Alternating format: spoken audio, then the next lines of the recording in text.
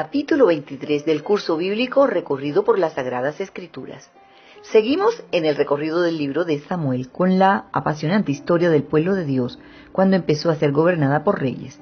Ya vimos que por el error de Saúl es desechado por Dios y ahora nos encontramos en el capítulo 16 nuevamente a Dios hablándole al profeta desde los versos 1.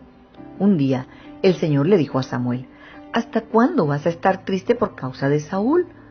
¿No recuerdas que yo lo deseché como rey de Israel? Mejor llena de aceite tu cuerno y ve a Belén. Allí vas a visitar a Isaí, porque uno de sus hijos será el próximo rey de Israel. Y Samuel le preguntó: ¿con qué pretexto voy a ir? Si Saúl llega a saber que yo voy, de seguro me matará. El Señor le respondió: llévate una becerra de la vacada y di que vas a ofrecerme un sacrificio. Llama luego a Isaí para que te acompañe en el sacrificio y allí te diré lo que tienes que hacer, y consagrarás como rey a quien yo te diga. Esta es la historia que usted muy bien conoce, cuando Isaí le presenta a todos sus hijos a Samuel, cual de todos más hermosos, hombres guerreros, fornidos, adiestrados para la batalla, con un perfil para ser escogidos como rey, pero Dios los descarta y le dice a Samuel en el verso 7, no te dejes llevar por su apariencia ni por su estatura, porque este no es mi elegido. Yo soy el Señor y veo más allá de lo que el hombre ve. El hombre mira lo que está delante de sus ojos, pero yo miro el corazón.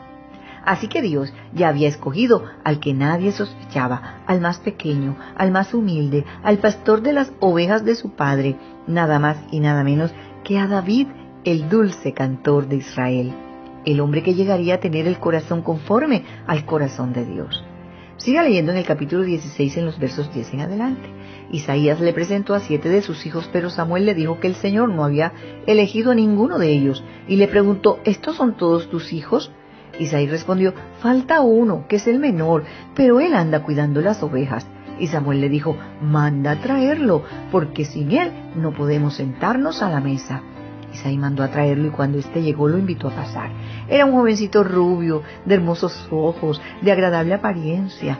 Entonces el Señor le dijo a Samuel: este es mi elegido, levántate y conságralo. Samuel tomó entonces el cuerno en donde llevaba el aceite y lo ungió como rey en presencia de sus hermanos. Y a partir de ese día el Espíritu del Señor estuvo sobre David. Siendo todavía un joven, David se enfrenta con Goliat, el filisteo gigante que tenía atemorizado a los escuadrones de Israel. He aquí el recuento de los hechos en 1 Samuel en el capítulo 17, versos 40 en adelante. Y tomando un bastón de pastor, escogió del arroyo 5 piedras lisas, las puso en su morral, luego tomó una honda y se fue al encuentro del filisteo, que también se encaminó hacia David, precedido de su escudero. Y cuando el filisteo vio a David, lo miró con desprecio, pues este era un jovencito rubio y bien parecido. Entonces el filisteo le gritó a David: ¿soy acaso un perro para que vengas a darme de palos? Y maldijo a David en nombre de sus dioses, y lo amenazó: ven acá, que contigo voy a alimentar a las aves de rapiña y a los animales salvajes.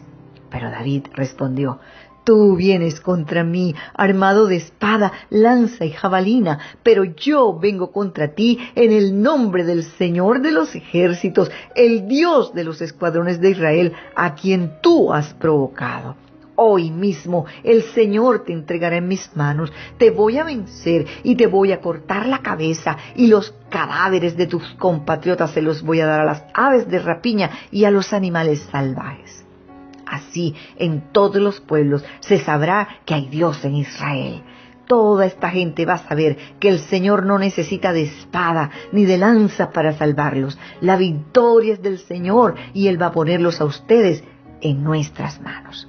En el verso 48 dice que cuando el poderoso filisteo se encaminó para encontrarse con David, éste rápidamente se colocó en línea de combate frente al filisteo, metió su mano en el morral y sacando una piedra la colocó en su honda y la arrojó con fuerza al filisteo. La piedra se incrustó en la frente de Goliat y éste cayó con la cara al suelo. Así fue como David venció al filisteo con una honda y una piedra. Lo hirió de muerte sin necesidad de usar la espada. Luego corrió y desenvainó la espada del filisteo y se subió sobre él para rematarlo y finalmente le cortó la cabeza. Y cuando el ejército de los filisteos vio que su gran guerrero estaba muerto, se dio a la fuga. De aquí en adelante, David fue conocido entre todas las tribus de Israel, ganándose el aprecio del pueblo y el odio de Saúl, quien viera en él su más grande amenaza para su reinado. Desde entonces hace miles de planes para matarlo, pero el favor de Dios estaba con David y lo defendía de todos sus ataques.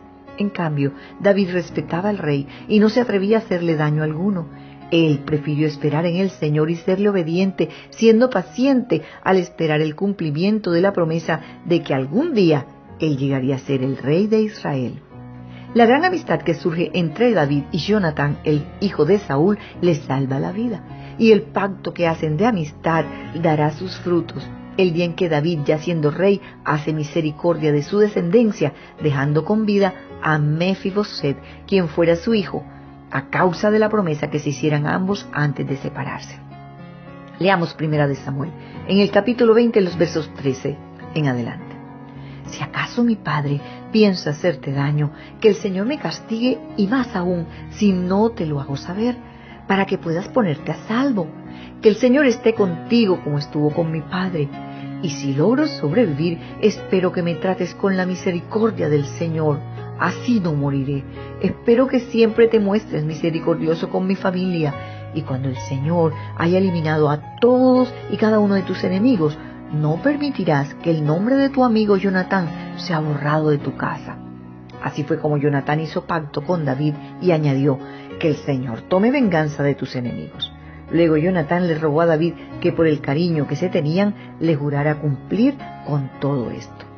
Ya en el capítulo 31 termina este libro con la deshonrosa muerte del rey Saúl, quien se suicidara antes de que los enemigos filisteos lo mataran, siendo tan trágica su muerte que los israelitas no pudieron darle la sepultura que se merecía su primer rey, sino que quedó enterrado bajo un árbol como un NN.